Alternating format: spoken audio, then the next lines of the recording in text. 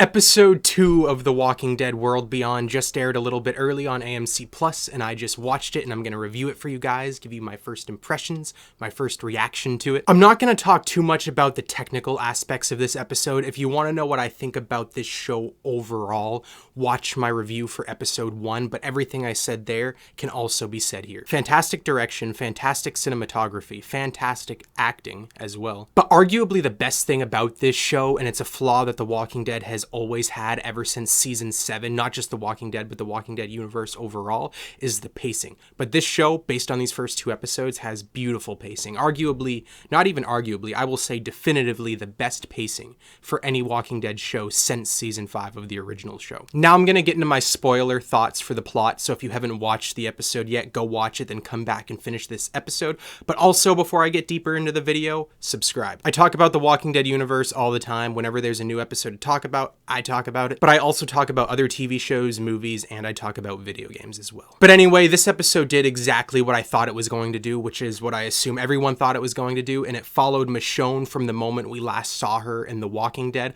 up until the point that she meets Rick again at the end of last episode. And in this plot point, we meet a bunch of great new characters, and this show is introducing new characters in such a cool way. Again, I said this last episode, but it's hard for me to care about new characters in the Walking Dead universe these days, but every new character that's been introduced in this show has been incredibly good, incredibly memorable, incredibly well written with some really solid acting behind them. And one thing that I wasn't expecting was for, again, spoiler alert here, but pretty much every new supporting character wound up dead by the time this episode ended. And it was really depressing because I was really growing to like these characters, but I also like this because it just means more screen time for Rick and Michonne throughout the rest of the show, which is what I want the most. But also it's great seeing characters that influence Michonne and her mindset and her mentality going into the rest of this season, kind of like how that guy, I'm forgetting his name, but he got the spear through him that blew up, influenced Rick. We get to see the rest of the moment where Rick and Michonne re-meet each other, and it's such a beautiful, well-directed,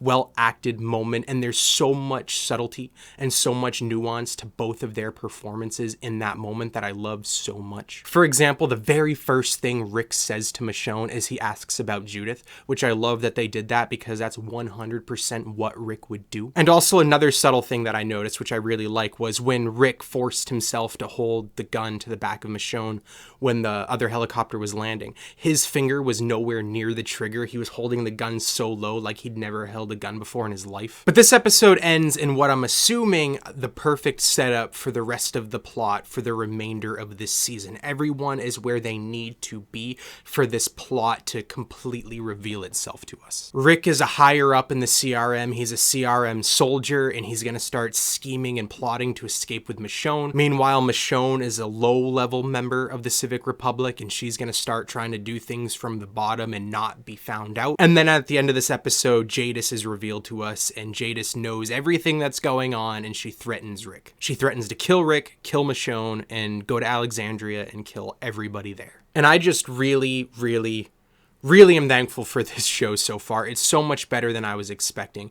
Everyone in it is phenomenal. Again, the pacing is near perfect. The plot lines are pretty much exactly what they need to be. It's so stressful seeing Rick at such a desperate place, but I'm so excited for, and I'm anticipating with each scene him regaining his confidence, him becoming the Rick that we know he is capable of being. I'm not saying he's going to single-handedly wipe out the Civic Republic. I don't think that's going to happen, and if it does happen, I don't think it's going to happen in this season of this show. But I'm just excited for there to be a glimmer, a glimpse, a moment of the Rick that we all know come back into his soul. Anyway, that's my brief and quick thoughts on episode 2 of The Walking Dead, The Ones Who Live. I apologize that this is a quicker video. I'm just kind of in a rush, but I wanted to make sure that I got at least some of my thoughts out for you guys. What did you think about the episode? Let me know in the comments. And once again, consider subscribing if you haven't already. And thank you for watching, especially if you watched this far.